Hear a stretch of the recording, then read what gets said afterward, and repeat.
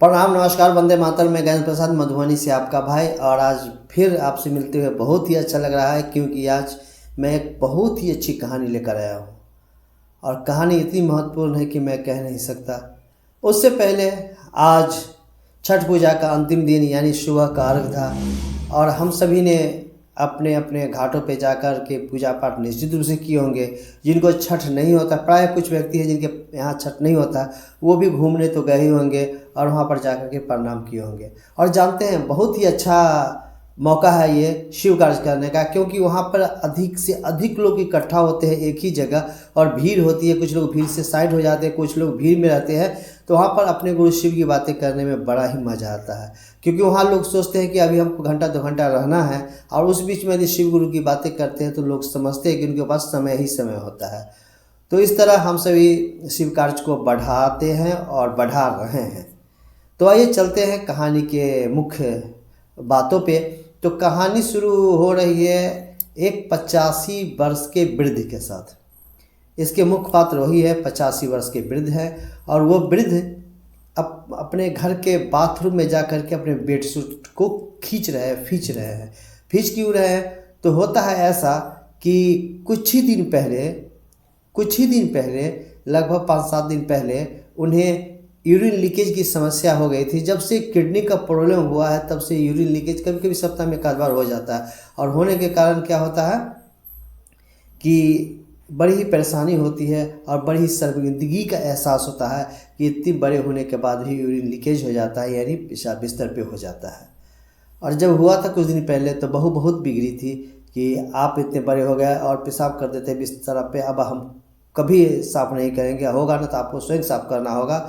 और इस तरह से बिगड़ी थी, और आज घर में वो अकेले थे, क्योंकि कुछ ही दिन पहले बहू और बेटा दोनों बच्चे के स्कूल गए थे किसी काम से, और सोचे ये कि मौका अच्छा है, नहीं तो बहू फिर बिगड़ेगी, और हम अभी जाकर इसको खींच करके छत पे सूखने के लिए डाल देते हैं।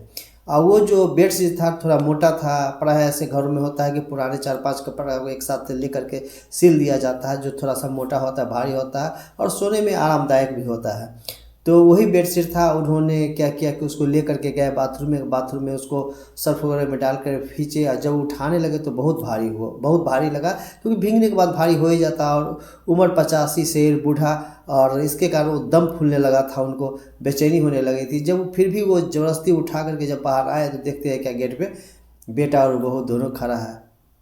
ये हतप्रभ रह गए, बेचैन रह गए, डर डर एक अंदर से एक डर फीलिंग होने लगा। उन्होंने कहा कि नहीं बहू, अब ऐसा नहीं होगा, बस अंतिम बार ऐसा हुआ, अब ऐसा नहीं होगा बहू।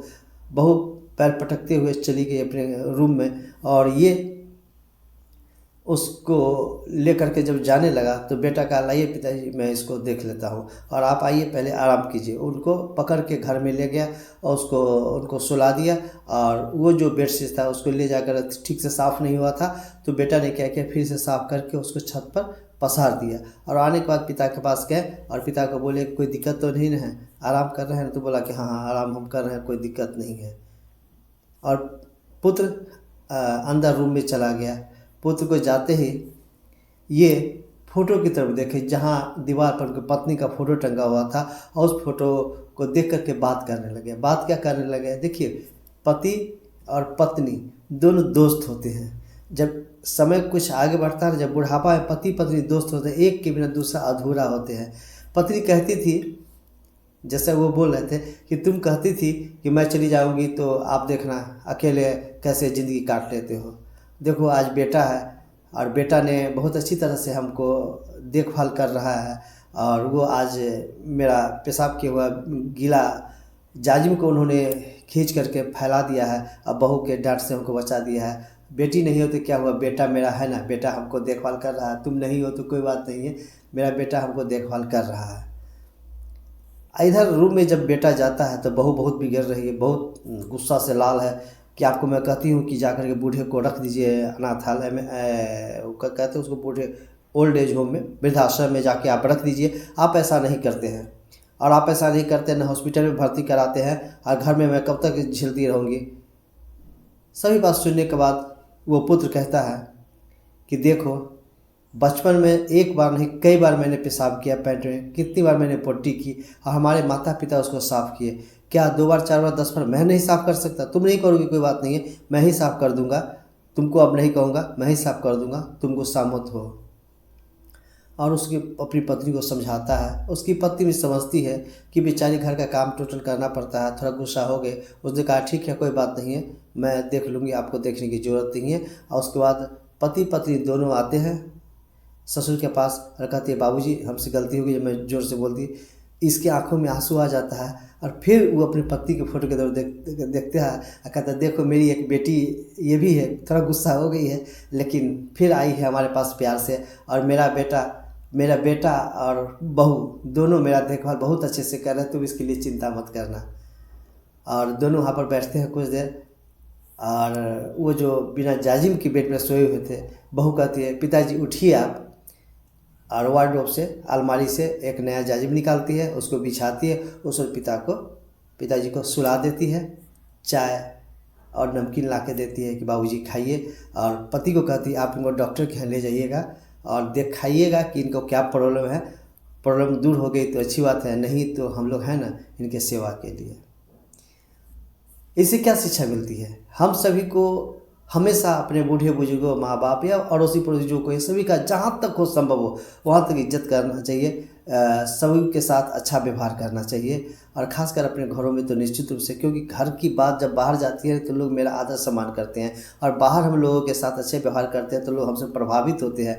और प्रभावित नहीं होंगे तो कैसे हम शिव गुरु की बात उनके साथ कहेंगे? और शिव कार्य करने के लिए भी हमको अपने अंदर का परिवर्तन सकारात्मक रूप में चाहिए, नहीं तो लोग क्यों मानेंगे मेरी बात? यदि मेरा परिचय उनकी नज़र में गलत है तो मेरी बात नहीं मानेंगे। इसीलिए अपनी परिचय को सही करने के लिए अपने अंदर का स्वभाव जो विकृत है, स्वभाव जो खराब है, उसको अच्छा करना पड़ेगा। चाहे इसके लिए महादेव से जितनी दया मांगे कि हे महादेव मेरा स्वभाव ऐसा कर दिए, मेरा विचार ऐसा कर दिए कि जनमानस मेरी बात माने, मेरी बात मानकर वो भी शिव कार्य करे, आगे बढ़े। और दूसरा सूत्र तो यही ना है कि मेरी बात को मानकर, मेरी बात को सुनकर, मेरी शिव गुरु की बातें सुनकर वो भी शिव कार्य करने लगे और वो भी किसी को बताने लगे कि शिव मेरे गुरु हैं। तो यही तो शिव कार्य हुआ, यही तो दूसरा सूत्र है। और साहब बोले ना कि एक ही सूत्र है जो महादेव हमको दिया कि जो तुम करते हो वो दुनिया को बताओ, तो इससे अच्छा और क्या बात होगा। इसलिए आइए हम सभी अपने गुरु शिव से दया मांगते हैं कि हमसे आपका जो बताया हुआ काम है, जन जन को बताना कि शिव गुरु है, वो हो जाए। इसके लिए है महादेव आपकी दया है। और साहब श्री तो राजमार्ग बना ही दिए हैं, अब इससे और क्या चाहिए। और साहब सदैव हम लोग के साथ है, दीदी हम लोग के साथ है। शिव कार्य में प्रयत्नशील रहें हम सभी, यही महागुरु महादेव से असीम दया है। तो चलिए फिर मिलते हैं किसी और दिन, तब तक के लिए आप सभी को प्रणाम, नमस्कार, वंदे मातरम। और इस कहानी को आप भी सुनिए और इसको शेयर कीजिए अन्य लोगों के साथ, जिससे कि वो भी सुन पाए।